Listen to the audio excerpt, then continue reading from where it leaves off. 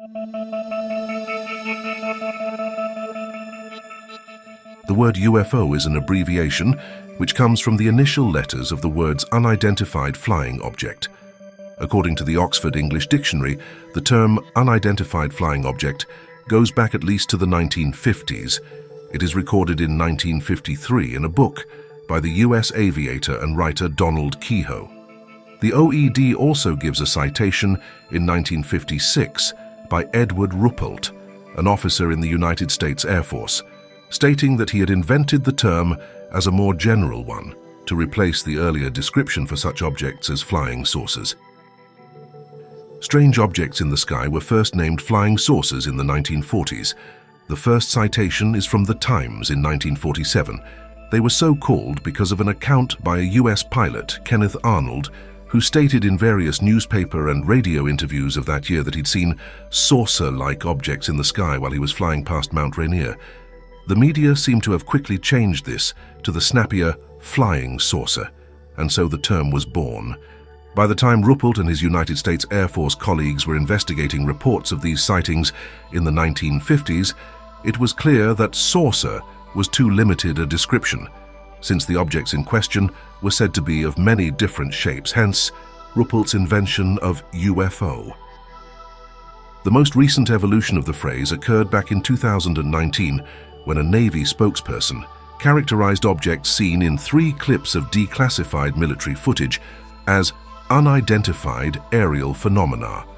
In 2021, the Office of the Director of National Intelligence, ODNI, used the term UAP in its preliminary assessment, Unidentified Aerial Phenomena Report. Most of our viewers are very well acquainted with the term unidentified flying object and are likely familiar with the many sightings and contact accounts since the 1940s and the entire 20th century for that matter. But was this the only period in human history where such unexplained craft appeared? The answer is of course no. There are literally hundreds of written accounts from around the world prior to the 20th century describing unusual craft in the skies. The main difference in those accounts as compared to the modern ones is the lack of photographs and videos that record the event. With that said, it is the archive's opinion that the lack of such modern recording technology does not make these written accounts any less credible. This presentation begins with the written accounts from the 19th century and then stretches back several millennia to catalogue sightings of UFOs before they were actually called UFOs. Of course, we cannot itemize every single event throughout our known history, but we are certain that we have enough to satisfy the curiosity of even the most experienced UFO aficionados among us.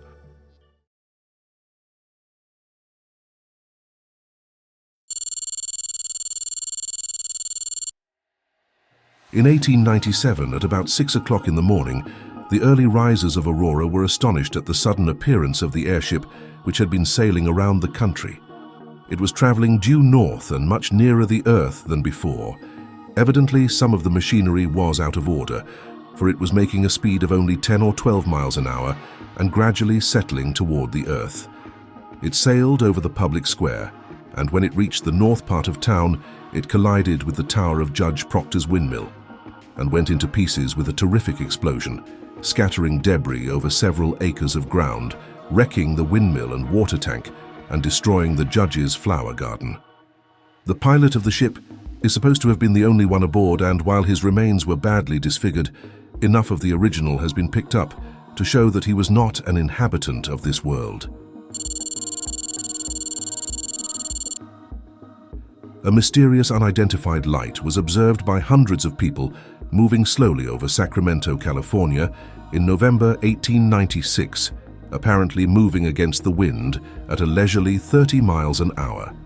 It was seen again a week later, this time over San Francisco. By the end of the year, hundreds of reports of the thing were coming in from all over the Pacific coast, creating a media frenzy. After a 2-month absence during the winter of 1896-97, the mysterious object, described by some witnesses as being suspended beneath a dark cigar-shaped craft, reappeared over the Midwest, where it was reportedly seen from Nebraska to Michigan and from Minnesota to Texas before abruptly disappearing for good in April of 1897. The airship looked like a great black cigar with a fish-like tail. The body was at least 100 feet long, and attached to it was a triangular tail, one apex being attached to the main body. The surface of the airship looked as if it were made of aluminum, which exposure to wind and weather had turned dark. The airship went at tremendous speed. As it neared Lorraine, it turned quickly and disappeared in the direction of San Francisco. At 8:30, we saw it again, when it took about the same direction and disappeared.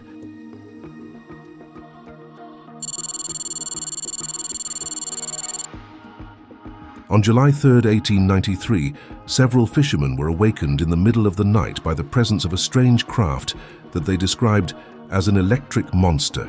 Their watches stopped and the craft emitted electricity and light. The craft also made a loud sound. 2 men were knocked unconscious in the encounter. The rest of the party fled in terror. They returned and found their 2 unconscious friends who were revived. Apparently, the 2 men suffered no permanent injuries. This is the first known documented encounter with a UFO in the Pacific Northwest. To the editor of the Scientific American, during the night of the 24th of October last, which was rainy and tempestuous, a family of 9 persons sleeping in a hut a few leagues from Maracaibo were awakened by a loud humming noise and a vivid, dazzling light, which brilliantly illuminated the interior of the house. The occupants, completely terror-stricken and believing, as they relate, that the end of the world had come, threw themselves on their knees and commenced to pray.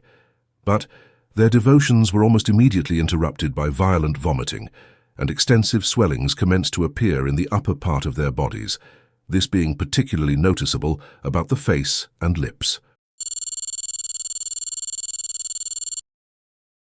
This sighting was reported by the local newspaper Denison Daily News on January 25, 1878, with the title, "A Strange Phenomenon." The article was a first-hand report from the farmer. From Mr. John Martin, a farmer who lives some 6 miles south of this city, we learn the following strange story. Tuesday morning, while out hunting, his attention was directed to a dark object high up in the southern sky. The peculiar shape and velocity with which the object seemed to approach riveted his attention, and he strained his eyes to discover its character. When first noticed, it appeared to be about the size of an orange, which continued to grow in size. Mr. Martin became blind from long looking and left off viewing it for a time in order to rest his eyes. On resuming his view, the object was almost overhead and had increased considerably in size and appeared to be going through space at wonderful speed. When directly over him, it was about the size of a large saucer and was evidently at great height. Mr. Martin thought it resembled a balloon. It went as rapidly as it had come and was soon lost to sight in the heavenly skies. Martin is a gentleman of undoubted veracity, and this strange occurrence deserves the attention of our scientists. On October 19, 1865, in the St. Louis Democrat, the following was reported. Lumley was about 175 miles above the upper Missouri in Great Falls, Montana. He was on his way back to his campsite when he saw a bright, luminous body in the heavens. It went rapidly into an eastern direction and was plainly visible for about 5 seconds. As it flew, Lumley saw it burst into an explosion in the sky, and he later heard an explosion. It was shortly followed by a strong wind through the forest like a tornado, and the event left the air smelling like sulfur. The next day, after walking 2 miles, he saw a path several rods wide made through the forest. He followed the path and discovered an object, or rather a stone, on the side of the mountain. What was unusual about this stone is that it had strange hieroglyphics and glass in it.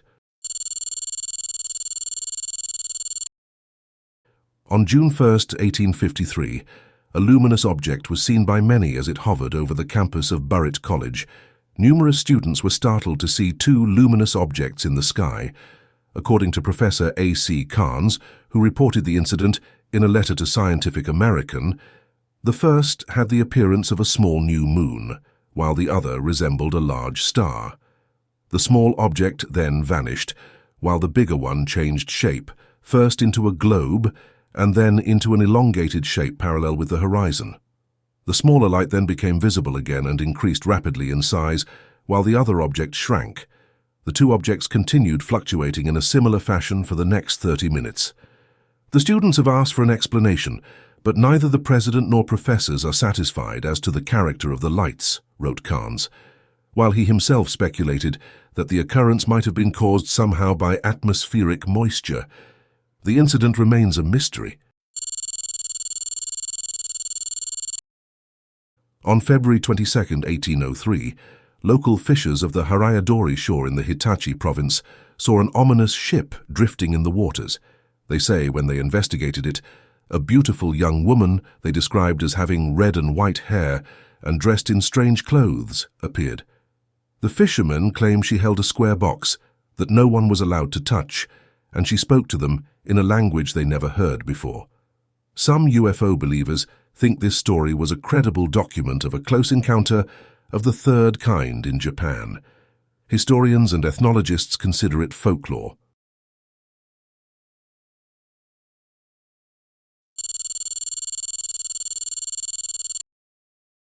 One summer night in 1790, a German settler noticed a bright shining light in the north sky with a great roar. He described that it grew intensely until it became brighter than the noonday sun. It appeared, to him, to be a meteor passing west of him at a distance of about 250 yards and about 65 feet above the ground. He kept close to the ground on the other side of the hollow. As the object moved, it met with a rise of tall trees and rose above them, then continued on with the speed of galloping horse. When the object came upon the foot of a noted hill that the Indians called Owlus Saulis, it ascended as the ground rose and flew over the hill. On August 18, 1783, at 9:45 p.m., 4 witnesses on the terrace of Windsor Castle observed a luminous object in the skies, an oblong cloud moving parallel to the horizon. Under this cloud could be seen a luminous object which soon became spherical, brilliantly lit, which came to a halt. This strange sphere seemed at first to be pale blue in color, but then its luminosity increased, and soon it set off again towards the east. Then the object changed direction and moved parallel to the horizon, before disappearing to the southeast. The light it gave out was prodigious. It lit us, everything on the ground.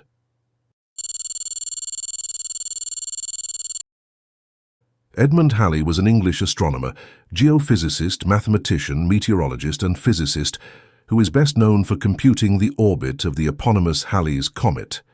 His experience was in March of 1676, when he saw a vast body apparently bigger than the moon. He estimated it at 40 miles above him. He also stated that it made a noise, like the rattling of a great cart over stones. After estimating the distance it traveled in a matter of minutes, he concluded that it moved at a speed greater than 9,600 miles per hour. Of all the people of his time, he is the one to know the difference between a comet and a UFO. In 1639, America's first UFO was sighted over the Charles River in Boston. Light sped back and forth across the Charles River from Back Bay Fens to Charlestown. Governor John Winthrop made an entry in his journal regarding this strange event. In this year, one James Everell, a sober, discreet man, and 2 others saw a great light in the night at Muddy River. When it stood still, it flamed up and was about 3 yards square. When it ran, it was contracted into the figure of a swine. It ran as swift as an arrow towards Charlton, and so up and down about 2 or 3 hours. They were come down in their lighter about a mile, and when it was over, they found themselves carried quite back against the tide to the place they came from. In January 1644, America's first USO, or unidentified submerged object, was sighted. A USO is an aquatic UFO. Governor John Winthrop made 2 entries in his journal in regard to this event as well.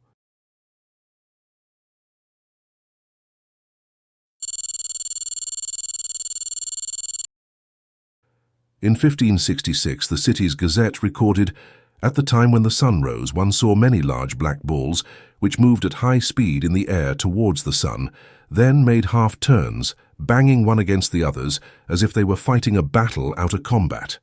A great number of them became red and igneous. Thereafter they were consumed and died out. It should be pointed out that the descriptions and woodcuts are attempts by artists nearly 500 years ago to depict an event that they potentially could not comprehend. Some have pointed out that the woodcuts and descriptions of the event sound much like a modern-day dogfight between planes of opposing forces.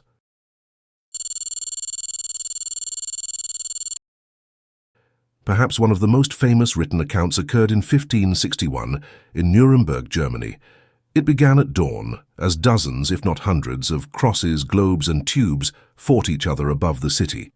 It ended an hour later when the globes in the small and large rods flew into the sun, and several of the other objects crashed to earth and vanished in a thick cloud of smoke. According to the Nuremberg Gazette, the dreadful apparition filled the morning sky with cylindrical shapes, from which emerged black, red, orange and blue-white spheres that darted about. Between the spheres, there were crosses with the color of blood. This frightful spectacle was witnessed by numerous men and women. Afterwards, a black spear-like object appeared. The event was predictably concluded to have religious significance. The author of the Gazette warned its readers, "The God-fearing will by no means discard these signs, but will take it to heart as a warning of their merciful annunciation with Saint Emedius Father in heaven, will mend their lives and faithfully beg God that he avert his wrath, including the well-deserved punishment on us, so that we may, temporarily, here and perpetually there, live as his children."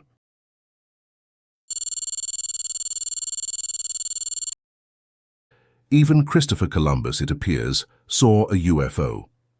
While patrolling the deck of the Santa Maria at about 10 o'clock p.m. on October 11, 1492, Columbus thought he saw a light glimmering at a great distance. He hurriedly summoned Pedro Gutierrez, a gentleman of the king's bedchamber, who also saw the light. After a short time, it vanished, only to reappear several times during the night, each time dancing up and down in sudden and passing gleams. The light, first seen 4 hours before land was sighted, was never explained.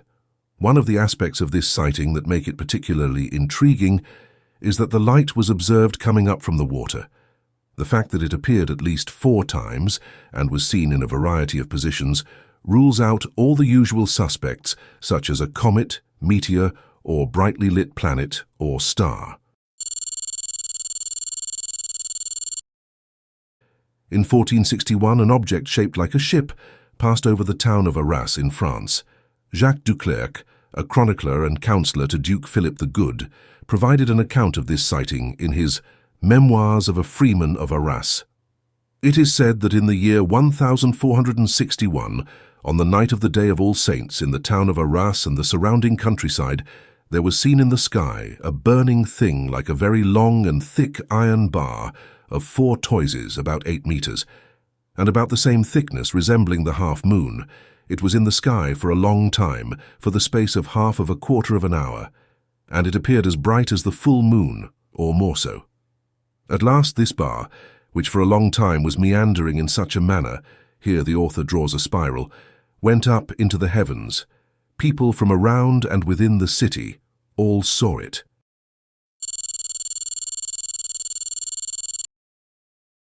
On the 4th day of November 1322, in the first hour of the night, in the western area outside the city of London, many miraculous signs appeared in the sky to onlookers.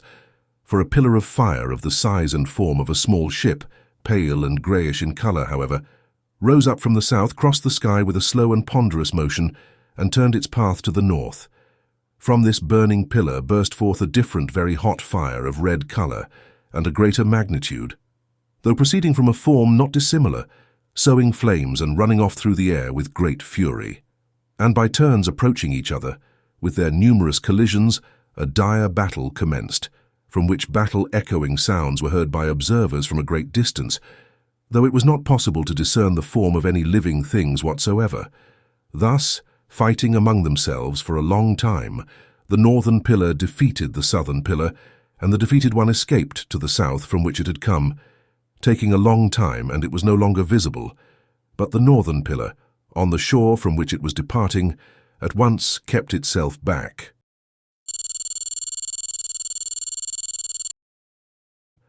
One of the first official investigations of a UFO report comes from Japan. During an encampment of General Yoritsume and his army in the year 1235, mysterious lights in the night sky were observed for many hours to be circling and moving in loops to the southwest of the campsite. The general ordered a full-scale scientific inquiry.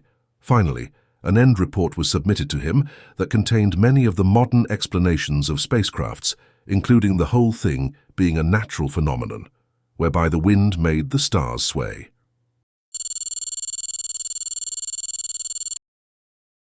A term equal to our flying saucer was actually coined in Japan over 750 years before the Western world used it. In 1180, a flying earthenware vessel that was unusually shiny was spotted near a mountain in the Kii province before it changed directions to vanish below the horizon, leaving a luminous, smoky trail behind it. To say that Shen Kuo was ahead of his time is an understatement. He was mathematician, astronomer, meteorologist, geologist, zoologist, botanist, pharmacologist, agronomist, archaeologist, ethnographer, cartographer, encyclopedist, general, diplomat, hydraulic engineer, inventor, academy chancellor, finance minister, governmental state inspector, poet, and musician. He is credited with discovering magnetic north long before the compass was invented. He was an astronomer extraordinaire and eventually became head of the Bureau of Astronomy in the Song Court. A passage called Strange Happenings contains a peculiar account of an unidentified flying object. Shen wrote that, during the reign of Emperor Renzong, an object as bright as a pearl occasionally hovered over the city of Yangzhou at night, but described first by local inhabitants of eastern Anhui and then in Jiangsu. Shen wrote that a man near Xingkai Lake observed this curious object. Allegedly, it opened its door, and a flood of intense light like sunbeams darted out of it. Then the outer shell opened up, appearing as large as a bed with a big pearl the size of a fist illuminating the interior in silvery white. The intense, silver-white light, shot from the interior, was too strong for human eyes to behold. It cast shadows of every tree within a radius of 10 miles. The spectacle was like the rising sun, lighting up the distant sky and woods in red. Then, all of a sudden, the object took off at a tremendous speed and descended upon the lake like the sun setting. A rare typeset book from 1493, now preserved in a museum at Verdun, France, contains what may be the earliest pictorial representation of a UFO in Europe. Hartmann Schädel, author of the book Liber Chronicarum, describes a strange fiery sphere seen in 1034 that was soaring through the sky in a straight course from south to east and then veering towards the setting sun. The illustration accompanying the written account shows a cigar-shaped form haloed by flames, sailing through a blue sky over a green rolling countryside.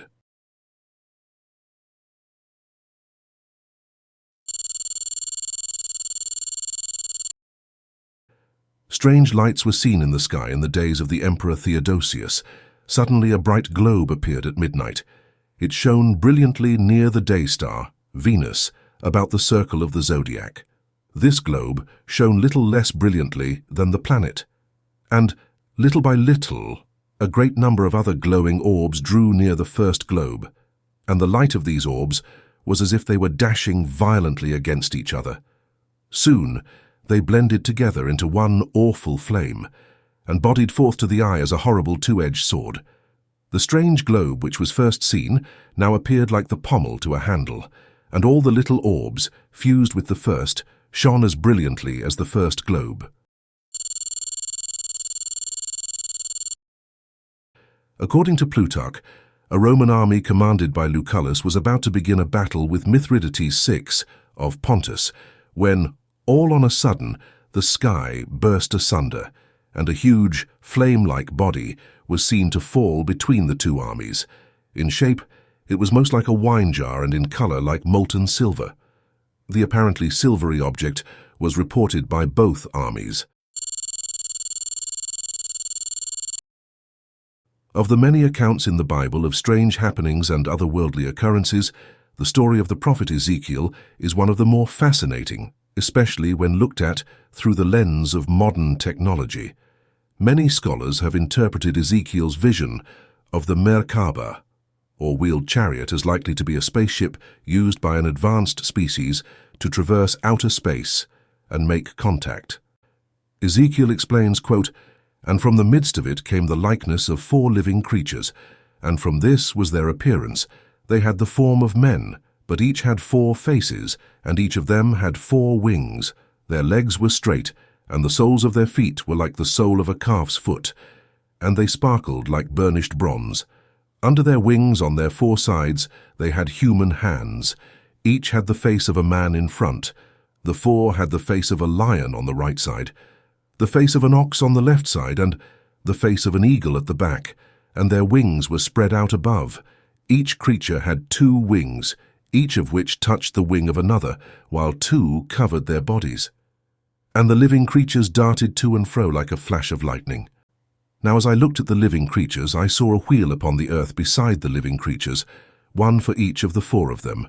As for the appearance of the wheels and their construction, their appearance was like the gleaming of a chrysolite, being as it were as a wheel within a wheel. The 4 wheels had rims and they had spokes, and their rims were full of eyes round about. And when the living creatures went, the wheels went beside them. And when the living creatures rose from the earth, the wheels rose." End quote.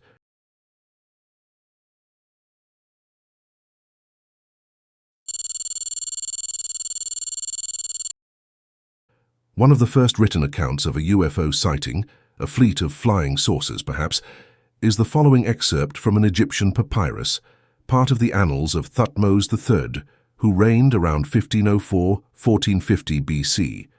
In the year 22 of the 3rd month of winter, 6th hour of the day, the scribes of the House of Life found it was a circle of fire that was coming in the sky. It had no head. The breath of its mouth had a foul odor. Its body 1 rod long and 1 rod wide. It had no voice. Their hearts became confused through it. Then they laid themselves on their bellies. They went to the Pharaoh to report it.